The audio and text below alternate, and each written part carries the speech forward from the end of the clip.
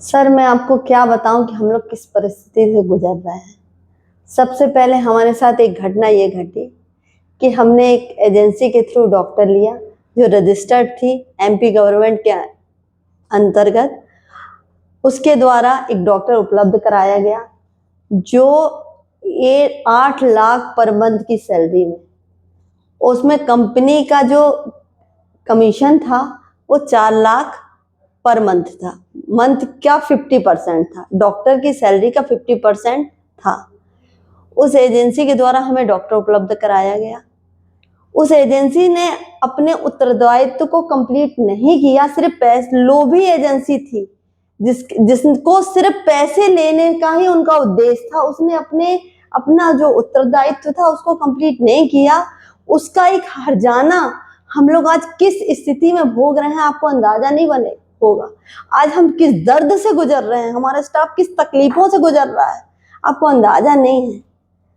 हम लोग पिछले 10-15 दिन से और अभी लगभग 8 दिन से पूरा स्टाफ हम पूरी ना खाना खा रहे हैं ना हम सो रहे हैं। डॉक्यूमेंट्स पे डॉक्यूमेंट्स प्रोवाइड कराए जा रहे हैं, चाहे वो कलेक्टर साहब हो, चाहे सीएमएचओ साहब हो, चाहे मानव अधिकार की टीम हो, चाहे अन्य पत्रकार हो, दिन रात। अभी मैं लगभग 8 दिन से अगर 1 या 2 घंटे की मैंने नींद ली है, मैंने खाना भी नहीं खाया। अब मेरे को बोलने की स्थिति भी नहीं बची भैया, मैं सिर्फ पानी पे हूं।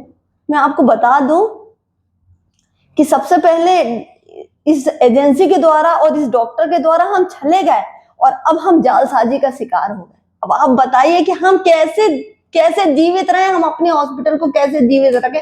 इस मिशन दमोह नगर वासियों के लिए हमारा ब्लड बैंक है वो बंद कराने की साजिश चल रही है, हमारा डायलिसिस है वो बंद कराया जा रहा है, हमारा आयुष्मान है वो। तो ये हमारा नहीं है, ना ब्लड बैंक हमारा है, ना डायलिसिस हमारी है, ना कैथ लैब हमारा था, और ना कि बाकी सुविधा हमारी सिर्फ दमोह नगर वासियों की सुविधा है। इसके कारण इससे किसी ना डॉक्टर अजय लाल को कोई फर्क पड़ता है इन सुविधाओं के ना रहने से, ना और किसी अधिकारियों का जो हमारे विरुद्ध जालसाजी कर रहे हैं। ये सिर्फ अगर मिशन हॉस्पिटल किसी तरह से बंद होती है या जिस तरह ये साजिश की जाती है उसका शिकार मिशन हॉस्पिटल होती है तो उसका सिर्फ हर्जाना दमोह नगर वासियों को भोगना पड़ेगा और मिशन हॉस्पिटल के 100 से अधिक कर्मचारियों को और उनके परिवार, उनके बच्चों को। ये जालसाजी, सबसे पहले धोखाधड़ी हुई, अब जालसाजी हो रही है। और कुछ नहीं कहना चाहूंगी भैया, इस जालसाजी से भी हमें निकलने की हम कोशिश कर रहे हैं। और धोखाधड़ी तो हो गई, 30 साल की मेहनत हमारी खराब हो गई है। हमारे आईसीयू में पेशेंट नहीं है क्योंकि हमारे डॉक्टर डर रहे हैं, हमारे स्टाफ डर रहा है कि कहीं हमें भी ना फंसा दिया जाए किसी आरोप में। एडमिनिस्ट्रेशन में मैं अकेली बैठी हुई हूँ, फाइल भी निकाल रही हूँ, काम भी कर रही हूँ, क्योंकि बाकी स्टाफ डर रहा है कि बाकी लोग कोई हमला कर दें। मैं अकेली महिला कहां तक संघर्ष करूं भैया, मैं थक गई हूं इस हॉस्पिटल को दमोह नगर वासियों के लिए बचाने के लिए, क्योंकि मैं जानती हूँ कि हॉस्पिटल इस दमोह नगर वासियों के लिए लाइफ लाइन है।